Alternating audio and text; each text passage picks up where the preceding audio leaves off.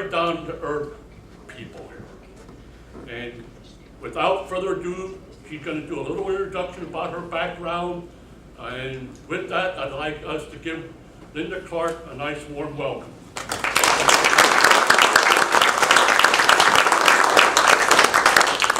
My husband and I have been treated like royalty since we got here. So you have wonderful program people. They set everything up for you. Thank you all very much. And thank you all for coming. My name is Linda Clark. I'm a battlefield guide, and two of my guide friends are back there, so thank you very much for coming. They both probably remember a mutual friend. Her name was Maxine Hartlock. She passed away, and she wasn't even 50 years old, and I was devastated. Our guide supervisor passed away like the same time, so that's why I started to write books. Two of my friends, it's like, I always wanted to do this. I was a library teacher all my life, and it's like, well, gee, if you want to do something, you just have to do it. So that's how I wrote my first book, and it's a fiction book, and I made up characters that might have lived in Gettysburg, but I did that so that they could talk about the real people. I didn't want to put words in anybody's mouth, so I let my little character do that. So that's why I started to write books. Well, some people said, well, we do not read fiction books. We only read nonfiction. Well, I was born in Gettysburg. I was born with a Gettysburg address. Lincoln had to wait for his. But I go to the Historical Society. I was a history nerd. I would go up there. They have notebooks and notebooks full of first-hand accounts. These were, whenever they were like 5 cents a sheet. Woody Christ copied most of these. He was one of our guide friends. And I literally just highlight what each of these residents of Gettysburg, people who had Gettysburg addresses at this time of the battle, things that they saw that were different or unique from anybody else. That's how I happened to write my books. I have 6 different books. I lost track of all my friends in my books because I had to make lists of who was in each book. I bet the one person that you all know about who lived in Gettysburg at the time of the battle was Jennie Wade. Jennie Wade, yes. And I'm going to tell you about her first. But then I'm going to tell you, oh my goodness, I have many, many other friends for you to meet that have amazing stories. Jennie's story got told the most. So, oh, and by the way, Tom said of all the book titles that I have, he said, I want to hear this Close Calls. So this is for him. I redid my PowerPoint just for you. My resources. As I just said, I use first-hand accounts. Ray Coco worked at the Park Service. If you're in the Civil War, you read some of his books, I'm sure. Brazanito's books, Tim Smith. Websites. How many of you have ever visited the Stone Sentinel's website? Write it down. Every monument on the battlefield is there. Front, back, everything. You can still come to Gettysburg, but you can see everything on that. Gettysburg Daily. One of our guides used to do this on a daily basis, but it's still an archive. It's online. It has the most interesting things. At dinner tonight, Glenda was talking about Charlie Weaver at Gettysburg. Remember Charlie Weaver? Well, he had something about that. I also go online at the bottom, google.com newspapers, a free newspaper source. Now I have to admit, I find the Gettysburg Compiler, Star and Banner, and Adams Sentinel. I subscribe to the newspaper. At the time of the battle, we had about 420 structures. Houses. That number there isn't how many. It's when the first ones were laid out, the first plots of land. The Gettysburg Lutheran Seminary was founded in 1826. So you're probably familiar with the seminary buildings, the one with the cupola. Pennsylvania College, which is now Gettysburg College, was founded by that same Reverend Schmucker who founded the seminary. He needed a place to train men to go to his seminary. He founded his college. Churches.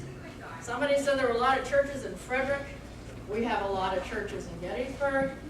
Also, we're the county seat of Adams County. We have a lot of law offices. We have lots of inns because how many roads lead into Gettysburg? About 10 roads, depending on how you count.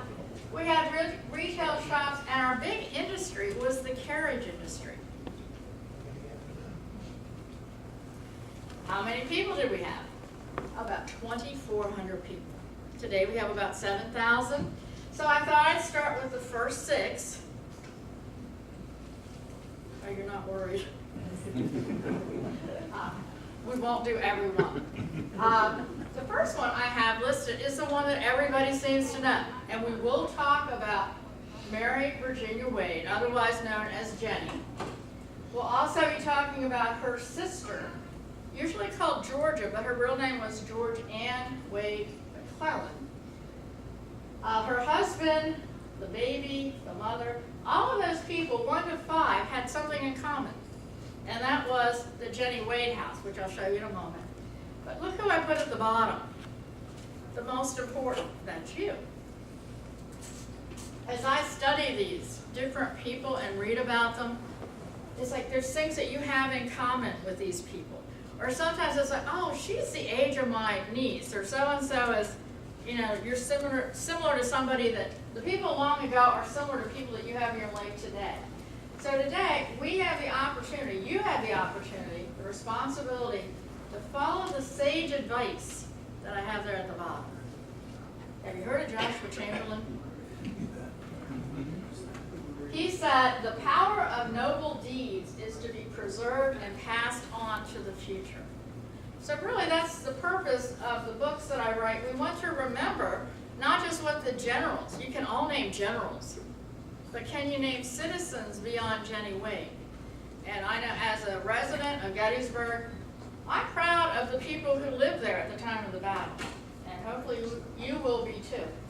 Now, I have the 2 listed there. This is Jennie Wade's tombstone in the cemetery.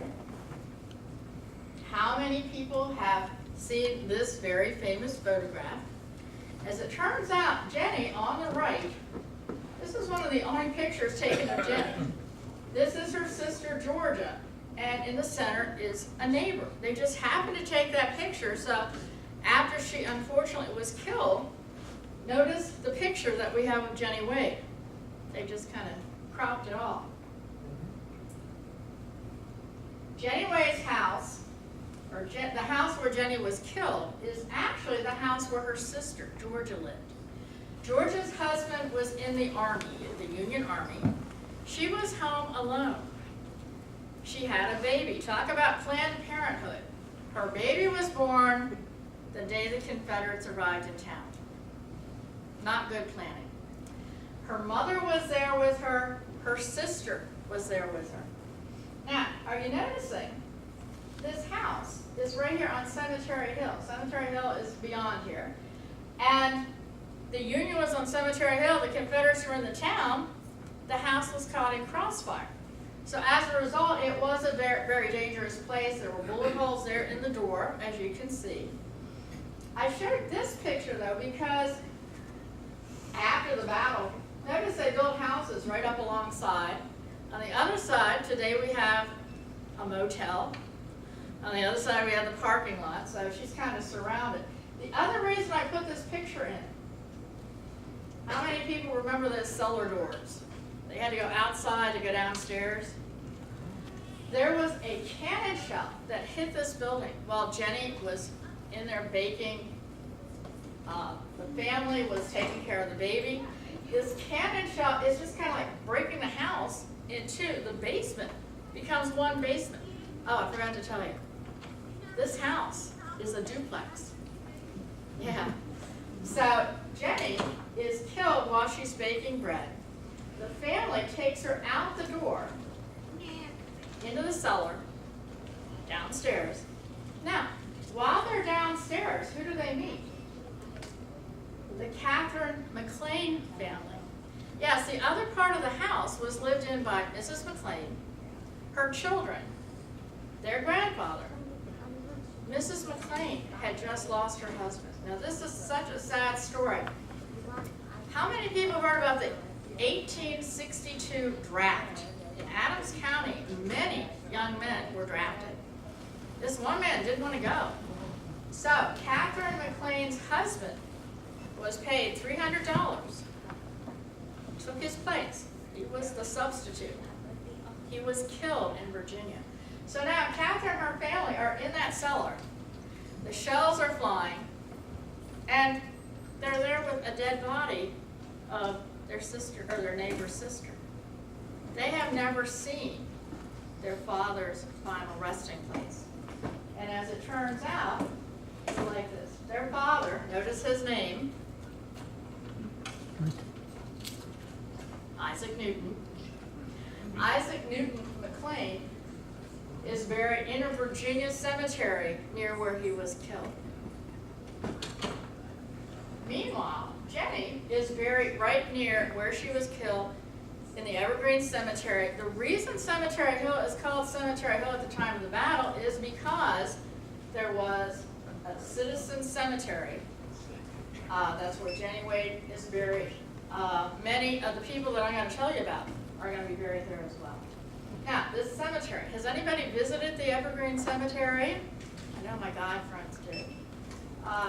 Take a look. The cemetery is south of town. What I've been telling you about, where Jennie Wade lived, right about here. This is part of the Union Fish Hut. The whole town of Gettysburg is going to be in Confederate hands. So we're going to talk about some of the people who live farther south of town. There's the town of Gettysburg. But we're going to be talking about people who live south of town. Does anybody recognize any of these people who had close calls? Maybe Hershey might ring a bell. Most of them aren't, they never made the big time. Till tonight. We'll see. Okay. Now, we're going to start down. We're talking at dinner tonight. How many people remember where Stuckey's was? Stuckey's? Come on. Okay. Stuckey's was out across from the peach orchard. And it wasn't that long ago, really. So we're going to start at where the blue star is. And we're going to talk about Sadie Bushman. Sadie Bushman was 9 years old. She actually lived in town with her parents. The Confederates are in the town. There's shells flying everywhere. So her parents, they think they're doing the right thing. They send her to her grandparents. This may have been her grandparents' house. There are several Bushman houses, but I thought this is probably the one you're most familiar with. I'm not sure this is the one she was heading for. But you know, it doesn't matter. She didn't make it. All of a sudden, she hears cannon shells in the distance. Then they're getting closer, and then there's something that brushes her skirt, and she goes down. Like the wind is kind of blown out of her. And as she tries to get back up, this man is trying to help her up. It was Dr. Lyford. Dr. Lyford was a Union surgeon. He saves her life. And he says, this is perfect, he said, that was a close call. That's the name of the book. And then he puts her to work. She becomes, at 9 years old, they call her the youngest nurse. Okay. She said at some point she had to like climb up onto the bed to help to, you know, tend the wounds or what she had to do. Sadie Bushman is the youngest nurse. She later marries someone. They moved to Oakland, California. Wow. Other side of the world, basically. Now, while she's out there, lo and behold, she meets, this could only be in a true book. This could never be in fiction because you wouldn't believe it. She met Dr. Lyford. And Dr. Lyford remembered this young girl that did so much to help him with his surgeries. And he bought for her a house in California. So, kind of east to west. Mary Sherkey. You might have seen the sign there at the Sherkey house. This is is right across from the peach orchard. Mary Sherpy was married to Joseph Sherpy, Mary and Joseph, and he had bought a large piece of land south of Gettysburg. Now, we own a little land, but nobody recognizes the names of the places where we are. Let me tell you some of the places that he owned. There was this rocky place called Devil's Den. There was this little hill called Little Round Top, Big Round Top, Rocky Ridge. He owned all this on his farm, plus the peach orchard. Now, all around them, this house is in between the Union and Confederate lines. So they're right in the middle of things. They're pacifists. They are Church of the Brethren members. Yeah. This house, like most of the houses, are used as hospitals. One of the reasons why I used this slide design is because that red flag. If you ever drive through Gettysburg and you see the red flag hanging out, occasionally people still do that. It indicates where there would have been a hospital. Mrs. Sherpy is going to be making peach preserves and all kinds of peach things as these soldiers come back many years later. And then they also talk about inside that house, they have a wall, or they had a wall, I should say, of pictures of soldiers that came back to visit. Like they had taken care of so many wounded soldiers who then came back to thank them, and they had a wall of photographs. I love this woman. Josephine Miller. There's no house there now, but you would see that sign. That's the Massachusetts unit. The house was her grandparents' house, right beside that, the Rogers house. Josephine Miller, the 23-year-old granddaughter, she is in there baking. Well, Jennie baked and it didn't work out too well. Josephine is baking in her house. She's carrying water out to these soldiers. And then, as it turns out, there are going to be like 17 dead soldiers in that house. Talk about close call. She survived. After the battle, she and her fiance, his last name was Slider. They owned the Slider farm, which was back on Big Round Top, near Big Round Top. She moves to Ohio. Many of the people who lived in these farms, they had to leave. If you're a farmer, what do you have? You're surrounded by graves. You can't farm. So the Sliders and the wife here, Josephine Miller, they're going to move to Ohio. 1886 rolls around. This Massachusetts unit that was helped by Josephine Miller, they find her. They want to thank her. So that's how this picture was taken. The house was still there. They got the little oven that she was baking in. They bring it up and they take her picture. They paid for her way to come back to thank her. Now, we're back in Gettysburg. We're going to be going from down south of town up into Baltimore Street, right about here. And you might be, we're on our way up Baltimore Street. You might be familiar with this scene. It's the scene where, as you're coming out of Gettysburg, Baltimore Street over here, and then Emmitsburg Road over here. This was the Wagon Hotel. It was owned by the father of, and I love the name, Rosa Aurelia Snyder. Her brother was Esmithus or something, and Logan Cross. They were the very odd names, so she got the odd middle name. Rosa was 4 years old. She remembers her mother baking and churning butter and taking care of wounded. How could she take care of her kids? So, Rosa was told to go to an aunt's house, Susie Benner. I want you to know there is still a Susie Benner who lives in the house where the Susie Benner that she was going to. We just kind of stick around in Adams County. She's on her way to Susie Benner's house, her aunt. She hears a hissing sound. She thinks it's a snake. It's a shell that's exploding. ready to explode at her feet. She jumps away, she loses her shoe. Now, in the book, it tells you how her brother loses his clothes. But you have to read that on your own. Her brother loses his clothes. But that's another story. This young lady is going to live to be 94 years old. And she writes in her obituary, she saw President Lincoln. This is the way that Lincoln would have processed to the cemetery. And she says, this was her quote, "He looks a lot like his pictures." She has that a little backward. Now, this beautiful house did not exist at the time of the battle, obviously. But Henry Rudd, about 38 years old, he lived there. It was a tannery. Sometimes they refer to this building as a tannery. He was the one, he was in his cellar. He has Union soldiers, like over here is Cemetery Hill. So he has Union over here. He has Confederates over here. So he is truly close calls because the shells are coming through the house. Notice that the house is no longer there. This is a rebuilt house.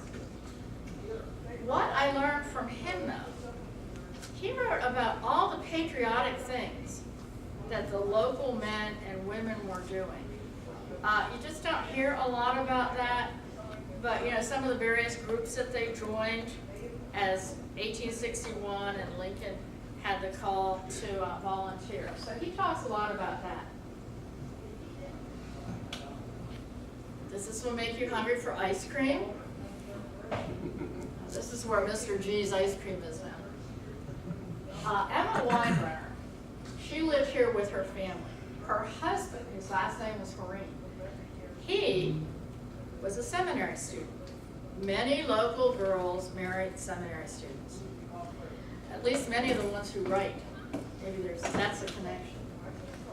She writes about how her husband is over at the seminary where he's going to school in the cupola as the battle begins. He had a very close call as shells are coming through the cupola. You can imagine what a good target that would be. The man he was there with, M.L. Culler, C-U-L-L-E-R. What does the M.L. stand for?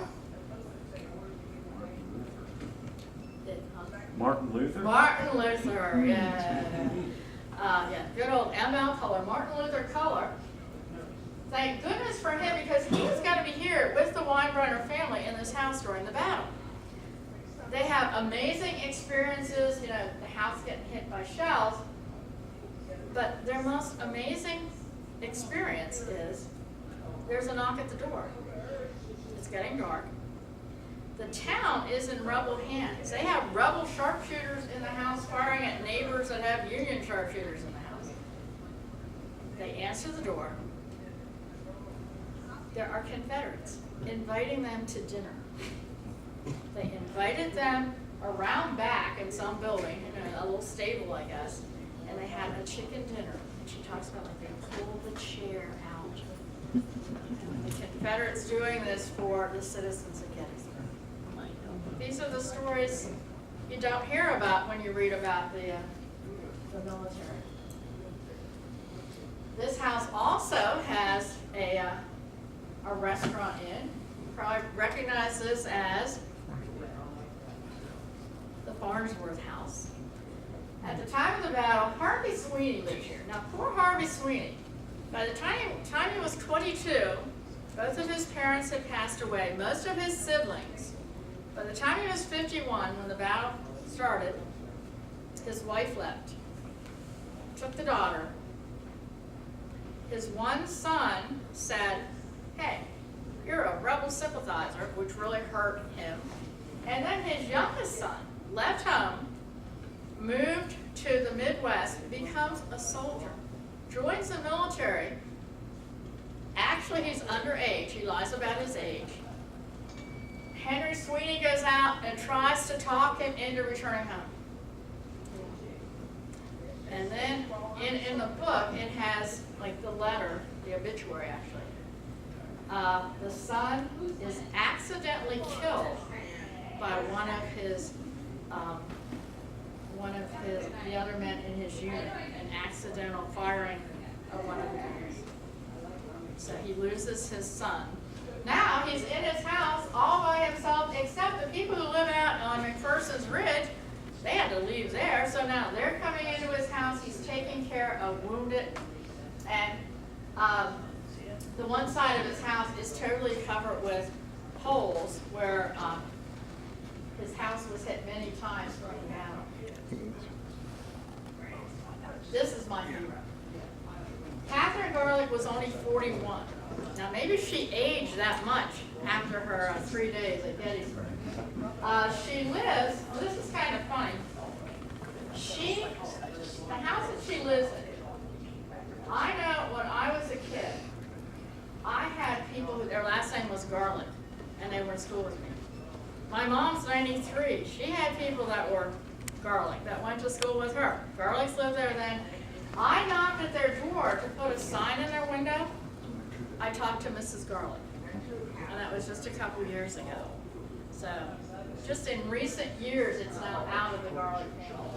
Now, Mrs. Garlick, the picture that you see there, she has a pig pen or something. The story is a little vague. It's told many ways, but back the little alley beside the house, she's got to be taking care of her pigs. You have to feed the pigs. Well, while she's back there, apparently she finds a General Schimmelpenning, and he's under a wood pile. She continues to feed him, so he's not captured, and the pigs, and taking care of her family. The house is at the bottom of the hill, Baltimore Street Hill, which wouldn't be a problem, but think about all the rain we've been having. She had water in the basement. It was a big problem because where did the citizens go to stay out of the fire? In the cellar. So luckily, her husband had been a carpenter. She goes back, gets wood, builds a platform down in the cellar where she keeps her family and other families out of the water. Her daughter writes about her mom. There's a Confederate coming into their house. He's got to go upstairs and use that window leg to shoot at Union soldiers on Cemetery Hill.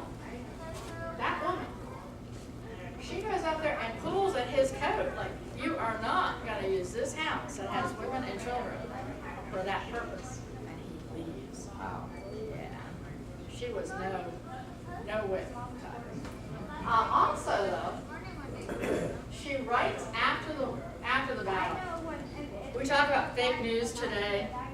She complained about fake news because there was a newspaper reporter in New York that really trashed the people of Gettysburg. I mean, that's what he did. And her husband, he had left the house.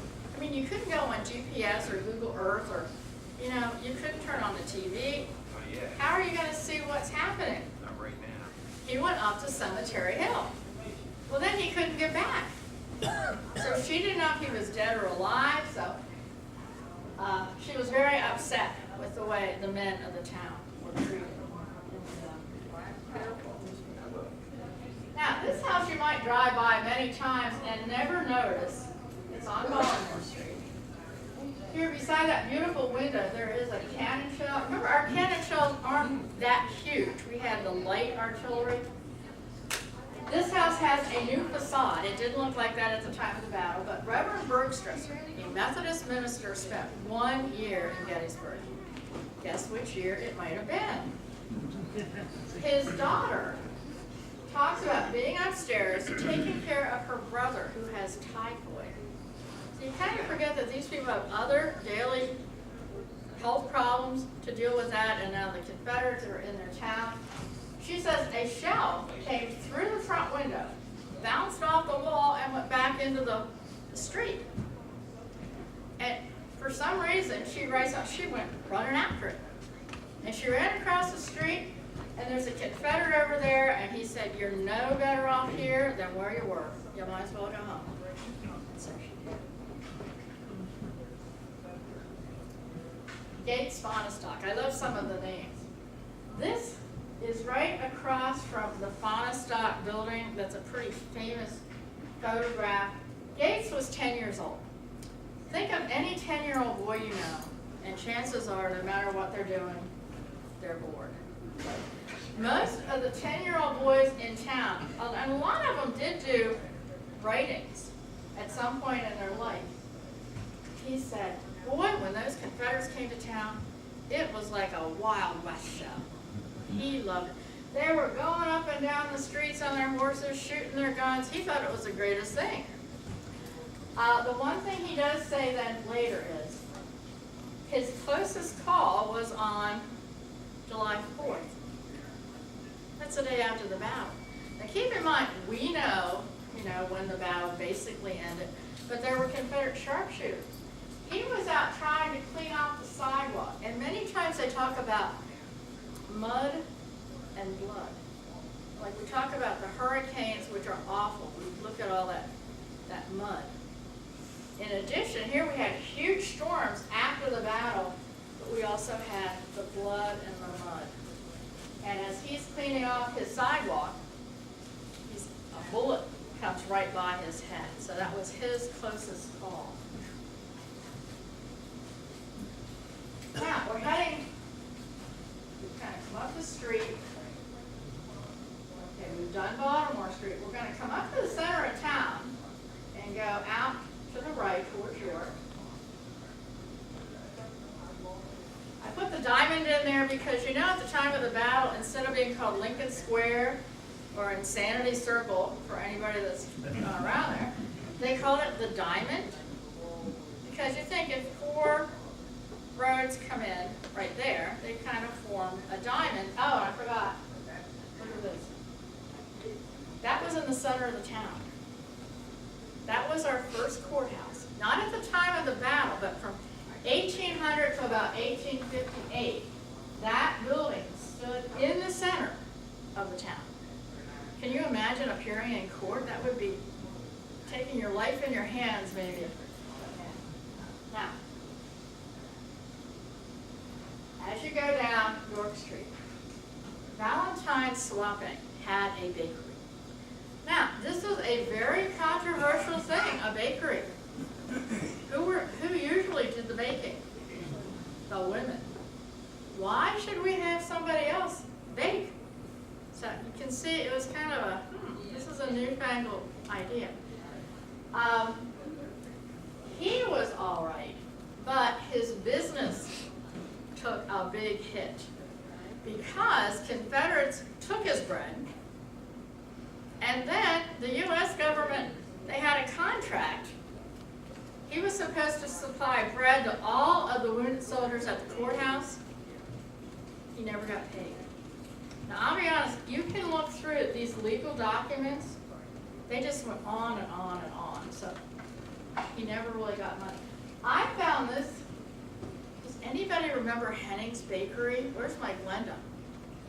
Yeah. You remember Henning's Bakery? That I don't remember. It was there on York Street. It closed in 1971. So I remember getting cookies there. But the point is, there was still a bakery there that many years after the battle. So that's a picture from 1971.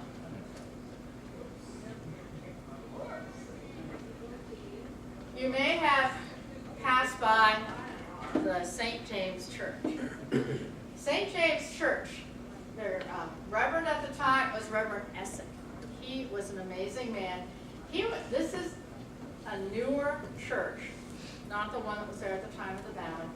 Reverend Essex, he was up in the steeple, and the bullets, after he left, it's like, oh my goodness, like there were bullets all around him. Now, his diary, and I found this diary online. His wife had passed away about 3 years earlier. It was right before Christmas. And the way he wrote it, these people were such amazing writers. He said, and as she gave birth, and our son breathed his first breath, she breathed her last. And then he talks about his grief. But then you think, like, that's one person.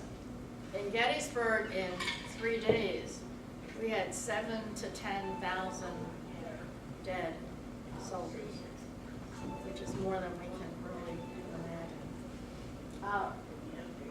Reverend Essick also talks about, he uses a word that I never heard used in Civil War. He said a lot of the local people were depressed. He said a lot were depressed.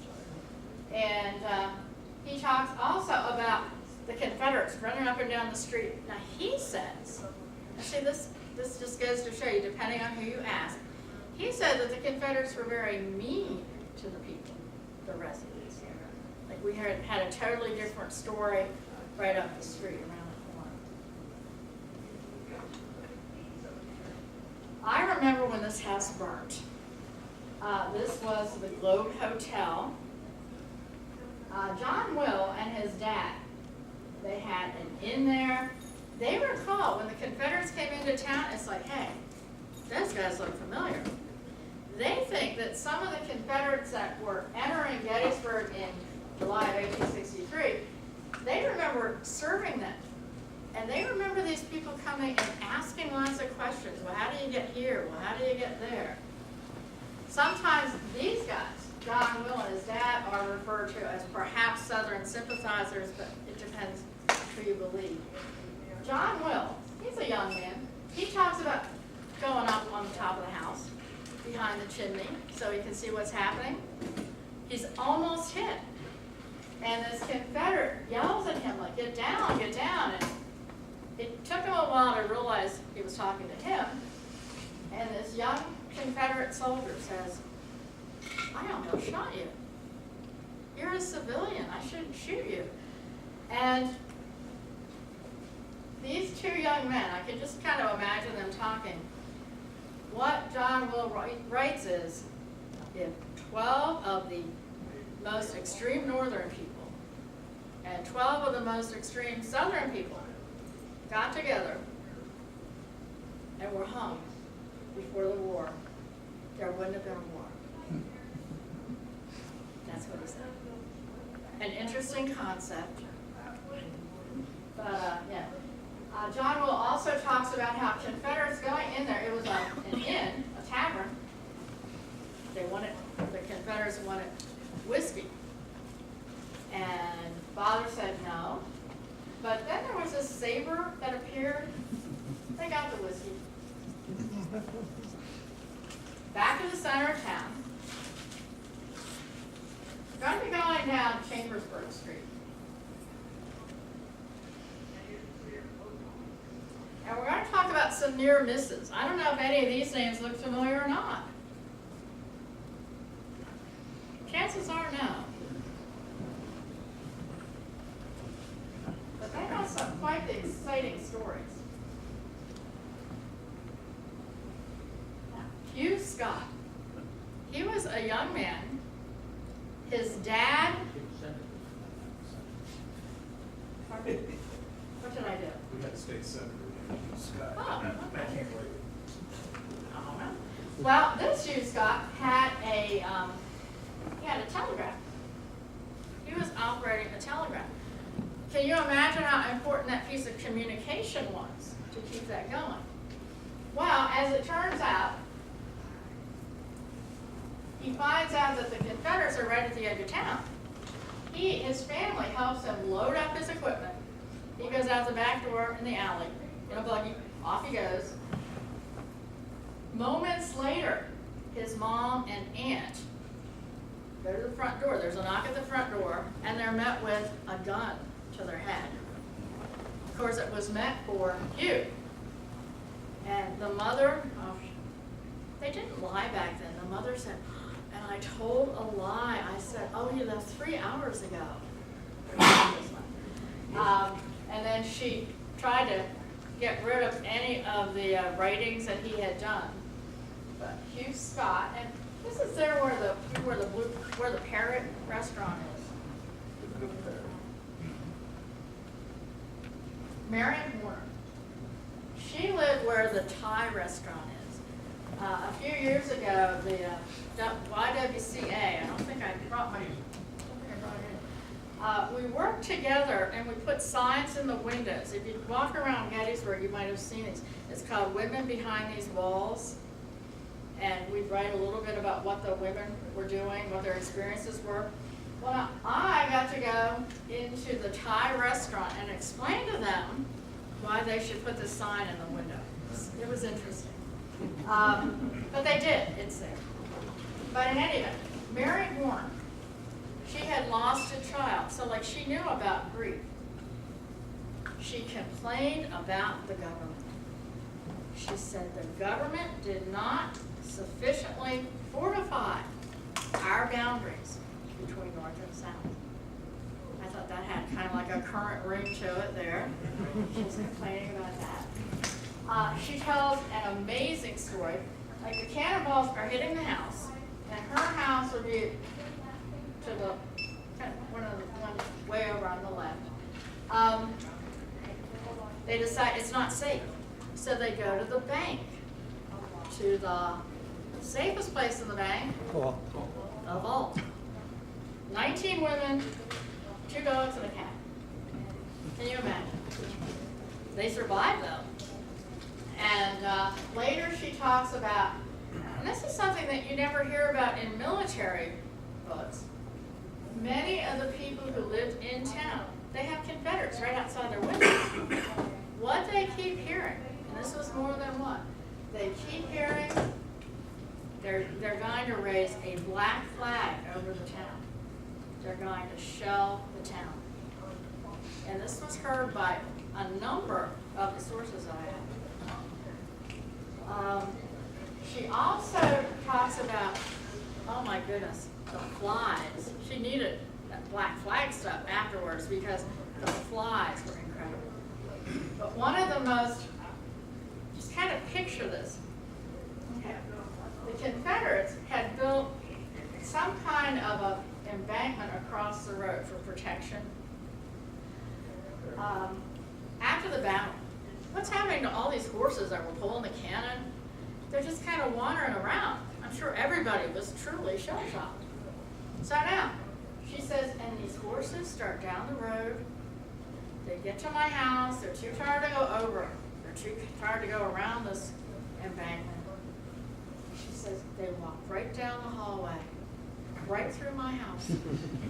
There were wounded soldiers on either side in the rooms. They just walked right through. And then, apparently the back porch had been hit, so it probably wasn't really level. So they get back there and they're kind of slipping and sliding. And she said, good God, what happens next? And you know, we have the 20/20 hindsight, and we know that things eventually get back. That was her story. Jennie McCurry lived across the street. I put those 2 letters. The information I got from her, she wrote in letters to her relatives.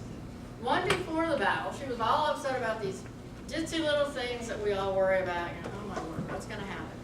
And then after the battle, she writes about, you know, real issues that she has to deal with.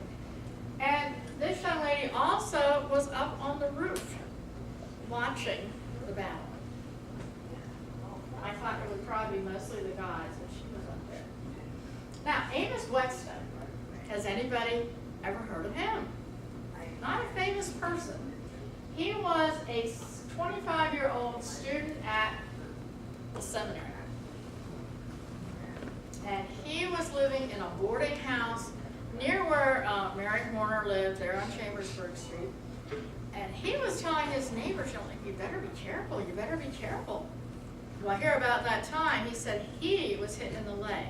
Now, some of these, if you go to newspapers, some of these events did make the newspaper, like somebody getting shot in the leg. He went on to become a minister, and he would hand out a calling card, wounded at the Battle of Gettysburg.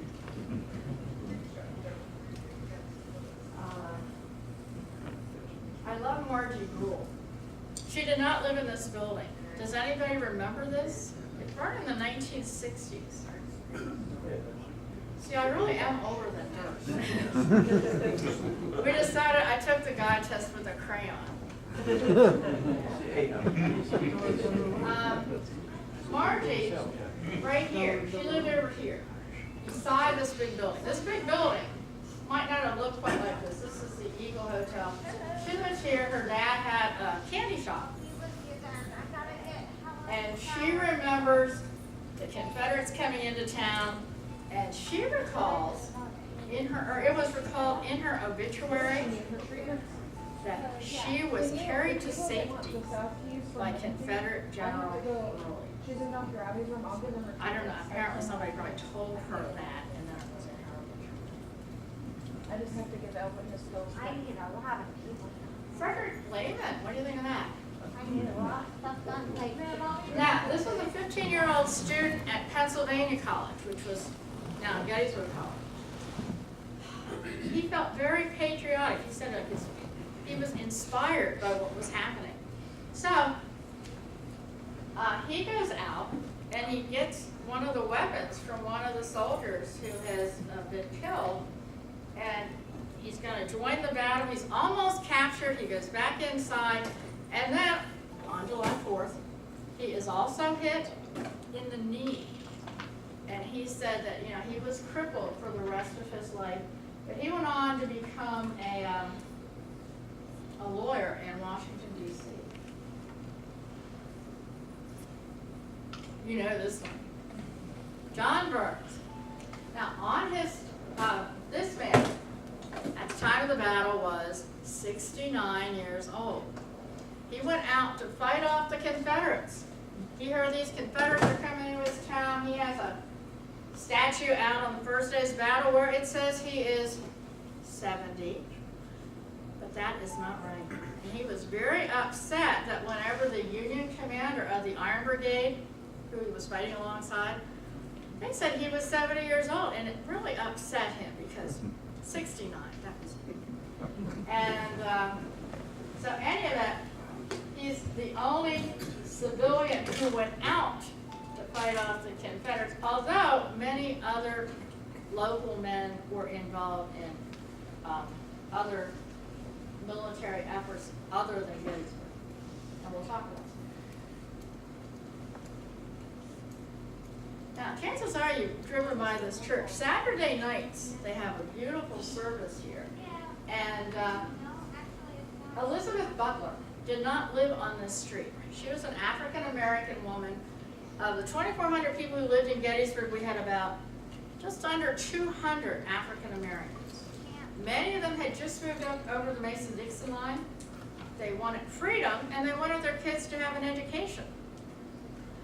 This lady worked for Albertus McCreary's family. And Albertus, again, a young boy, he remembers seeing on that street in front of that church his maid, Elizabeth, and a group, it doesn't have a number, a group of African Americans bound and gagged by the Confederates. This was before the battle, the end of June. And then, in the writing, it says there was a distraction, there was confusion. It doesn't say what it was. Something happened. Elizabeth gets away, runs into the church, and hides up in the cupola. She survives. But she talks about there were many missing faces in her community. And again, we don't have numbers, names. Not yet. Tim's probably working on that. Now, we're going around the corner. The Michael Jacobs house. This whole family. Michael Jacobs was the college professor who lived there, who walked to work July 1st. He had an 8 o'clock class to teach. So what? There's a little bit of activity west of town. Of course, he cancels his class a little early because, you know, things are getting a little wild. They're not paying attention. But then he also has a son that writes a lot about what happens here, including the daughter. They had a daughter named Julia. On July 4th, again, after the battle, she stood right there. Now, out in this direction, Seminary Ridge, Confederates had been left behind. They were sharpshooters. They were firing down Middle Street. Union soldiers were kind of staggering in from Cemetery Hill. As they crossed the street, they'd be killed. And Julia couldn't stand to see anybody else killed in her front yard. So she stood there. Her brother said she was a human warning system. And of course, she attracted fire herself, but she was not killed. But she was a very brave lady. Young lady. And then the Catherine Foster house, it's funny. I had talked about Catherine Foster in a previous book, so I wasn't going to put her in this one. But one of my friends said, oh my gosh, Debbie, said this house was hit more times than any house. And truly, the young lady, or she wasn't quite she was actually a spinster. She was at least 40. And she was standing on the back of the house, the balcony. And that would overlook the first day's battle. She has cannon shells going through her skirts. Then, parts of the house were hit by cannon shells, like they were feeding surgeons in the house. The wall came down right after the surgeons got up from breakfast. Her father, 79 years old, he said that he didn't mind feeding the Union soldiers. He did that. But he said, boy, if those Hessians come in here, he said, I'm going to make a pie out of them. Well, they did come in. And the one put a gun up to his breastbone and demanded $50. So how many people in here could come up with that $50? He couldn't. He found 3. And they took it, and he survived. A close call, for sure. Now, making it to the tragic hits. We talked about Jennie Wade.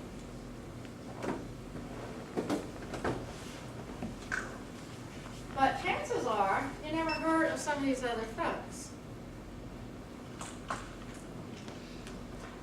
Now, I kind of broke the mold because Horatio Howe is not, he didn't have a Gettysburg Address. But he was standing there on those church steps on the first day after the beginning of the battle. He was a chaplain with the Pennsylvania unit. He is in there, he's taking care of wounded. Now, as the Confederates force the Union back on the first day, he hears this commotion. He wants to know what's going on. He comes to the top of the step. They call him, like he was dressed in he was a chaplain, but he had more or less a military garb. And he was ordered to surrender his weapon. He said, oh no, I'm a chaplain. That's pretty much all he said. He was shot and killed there on those steps. Alan Fraser. He was a poor soul. He was only 14 years old, and he was an orphan. So this family, the Solomon Powers family, took him in. They're taking care of him. They're also, boy, can you imagine when Lincoln arrived in Gettysburg in November, how many people came to that dedication? They had so many people in their house, and the one was this Mr. Briggs from New York. He had lost a son at Gettysburg. His son was buried out in the cemetery that Lincoln was going to dedicate. So he goes to that dedication. He finds a shell. He brings it back to the Powers house. Now, there was a porch of some sort at that point. And he's hitting the shell when it explodes. His hand is amputated. Alan Fraser, they say, was cut in half. But again, you never heard of him. James Culp lived in a house that was right here, beside the courthouse. The courthouse, this one was here at the time of the battle. Right here where James Culp lived. Remember I said these teenagers, they were bored. He was a teenager. So they're going out finding these shells. They want to make a little money. And his dad said, don't do it. Well, he did it, and he was messing with the powder, and he was killed up here sometime after the battle. We don't know. There were definitely African Americans who lived there.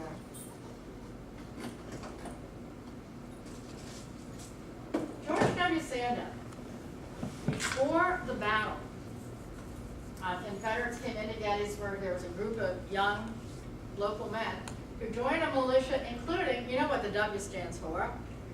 Washington. Joins this unit. He goes out. Most of his unit is captured, but he wasn't. His commander said, hurry home, hurry home. Well, on his way home, as he's jumping a fence, his horse falls. He's shot and killed by a Confederate. Down on Baltimore Street, or Baltimore Pike. This is his marriage picture, his wedding picture. One of the neighbors found the body and had to go tell his wife that her husband was killed. But you never heard of him either, I bet. And then perhaps saddest of all, we talk about brother against brother, the Civil War. Well, Edward McPherson Woods, Mr. Woods, his dad, was a soldier who fought under a group under the command or founded by this man, Edward McPherson. If you've heard of McPherson's Ridge, he owned. Mr. Woods loved, adored his commander, so he named his son Edward McPherson Woods. Well, after the battle, you can imagine how busy parents are anyway with kids, but now they're taking care of everything.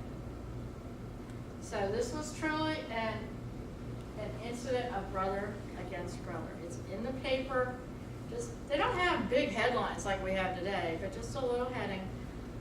And it said that one brother, or Edward McPherson Woods, was shot accidentally by his toddler brother. And he is buried behind this building. The reason I have this building, the GAR Hall, if you've never been in it, anybody never been in it? Have you been in it? If you come to Gettysburg, you gotta go. Yeah, right back here is where Edward McPherson Woods It's a is blister buried. off the stand, and it was bleeding, and I wrapped it, and now it's coming out. And there's his little tubes. Do you want to show the bill at it? It's not big, it just won't stop bleeding. Thank you. Hopefully you are inspired by these people that we never heard of I did who lived at the time of the battle. So, that way. But I forgot how to trash. Thank you for coming out.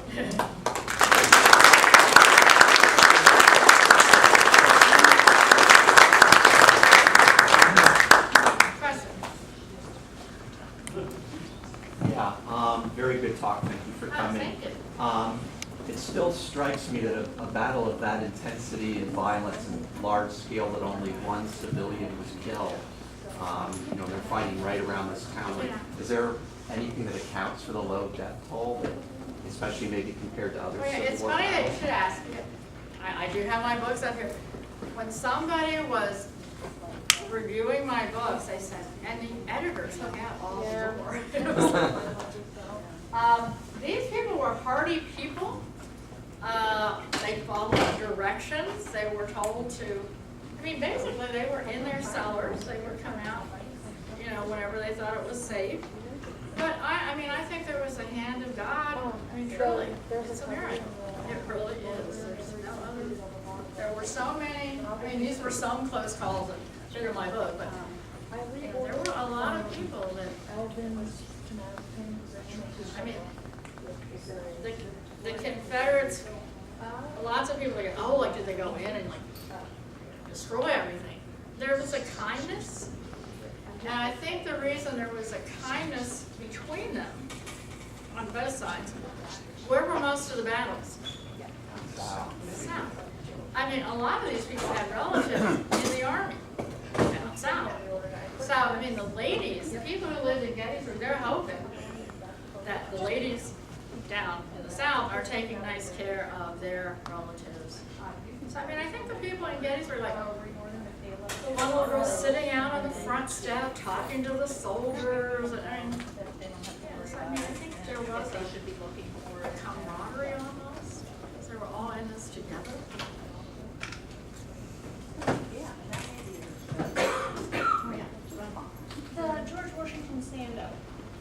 Have you found if there's any connection, even though he was killed, is there any connection with his family to the Sandos in Bigelow? Oh, Yes. okay. Yeah, you know his, yeah, one of his relatives is my friend, and she worked with me on those signs, yes. So I can give you her name now. There it is. Okay, I'd like to come into